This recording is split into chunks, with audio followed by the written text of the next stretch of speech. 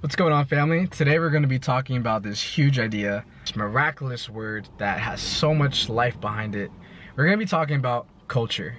And what is culture? What is the definition of culture? What does it mean? Does it mean the same thing to you? Does it mean the same thing to you? And does it mean the same thing to you? How is it relative to our own selves? And what does that mean in moving forward in life? Culture is identity. I think those two things are synonymous in their own way. It's the way that we view the world in comparison to ourselves, a way that we associate with a group of people who also share those same ideas and values, and how it relates to us as a group of people. This way that we view the world shapes how we decide to do things. And as we move on through life, we keep that culture, in the back of our head, either consciously and subconsciously, to make these decisions. That's how important culture is. That's why when you come to a group of people, you can't just shove your culture on top of their culture, because there's some intrinsic value in their culture. We have to learn to respect each other's culture. Even now, today, people think that their culture is superior than others. And with that comes a lot of conflict. You can't just come up to somebody and say, the way you view the world is wrong. The way that I view the world is right. We've done that in the past. As a human society, I hope that we learned from our past mistakes. When it came to colonialism and the way that the West spread their ideas throughout the world, we went through slavery, we went through forced capture. It was just a lot of problems and issues that we were trying to, we thought that our way of living was right, that other people's way of living were inhumane, that were evil, all these type of things. But now, now in today's world, yes, we have came a long way from that. Yes, with the advent of technology and social media, we are able to better understand other people's cultures. We can see it now through photographs. We can see it now through videos. We can see it from first-hand accounts. People actually have their own voices that they can show and document to the world.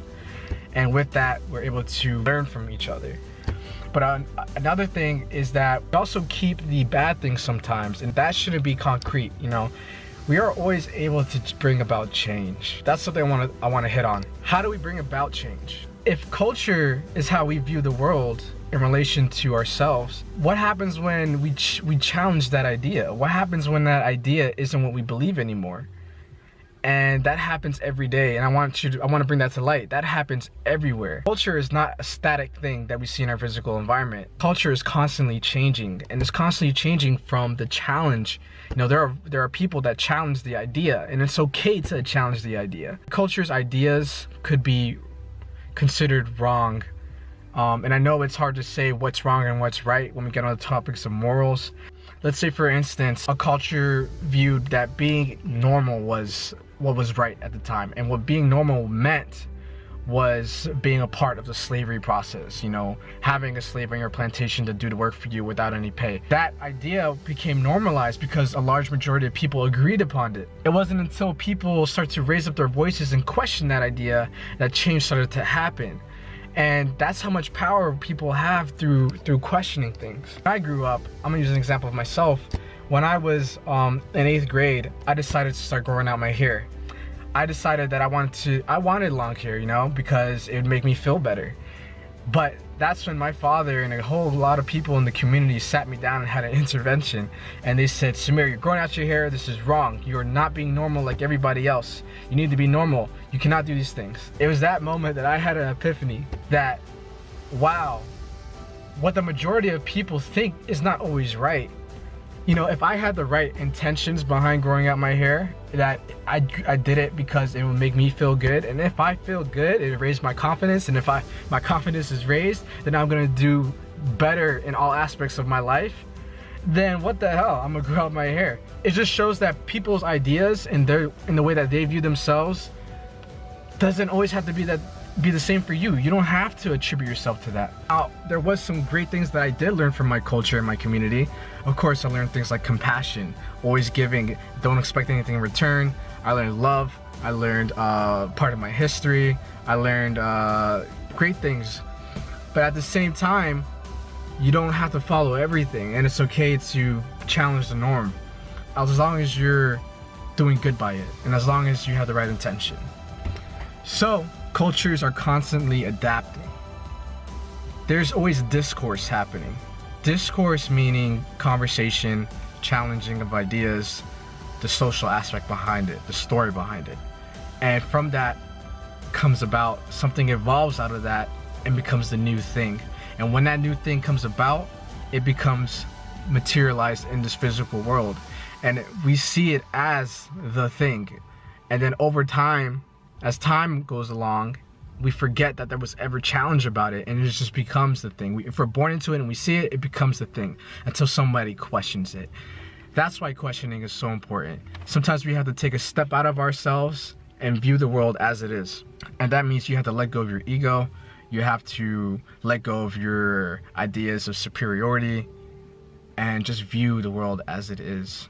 If you were to close your eyes right now and if I said imagine culture, I'm pretty sure that you would think about the way that you were raised, the way that you interacted with people, the emotions that you felt with this group of people, the traditions that you experienced, the language that you use, all these things. That's what you would think of, because that's how you view your identity. And that's important. That's important because it's what makes you who you are. We have to realize that everybody else in this world also has their own identity and their own history behind them, their own story. At the same time, if you want to make compromises and you want to make mutual agreements and things like that of that nature, we can't just say, no, you're wrong and I'm right. We have to actively listen to each other's stories, understand where we came from. And understanding where we come from, we can better understand like the conditions that brought about the way that people think. There's just so much to culture, you know. There's something to be gained from people's artwork, the way that they express themselves, the way that they understand the world around them. There's so much to be gained. You can think of, there's a lot of indigenous tribes in the Amazon that understand nature better than the way that we do, because they grew up living off nature. You know, nature helps sustain them over such a long period of time that they gained the amount of respect for nature that we don't really see here in the industrialized world. And we have to respect that. There's something to be gained from that, you know. They understand how to use the natural world around them for medicine in ways that we might not. And at the same time, we furthered medicinal advances in ways that they don't have. So there's something to be gained from both. And if we learn how to take the best parts of our culture and share it with others and actively receive that from other people, we'll move forward in humanity. And I know it's not that simple, but it's a start. And the first thing that we can do is better be culturally competent, you know? Just be better receptive of that. Yeah, family, I enjoyed this talk. Send me some questions. Let's start a discussion about this. As long as one of you, take something from this, I'm happy. But I also want to start a discussion. I want people to talk about it. I want to hear people's ideas. Because if you write it down in the comment section, I'm sure there's going to be at least one person that sees it, and it's going to plant a seed in their head. They're either going to question it, they're going to agree with it.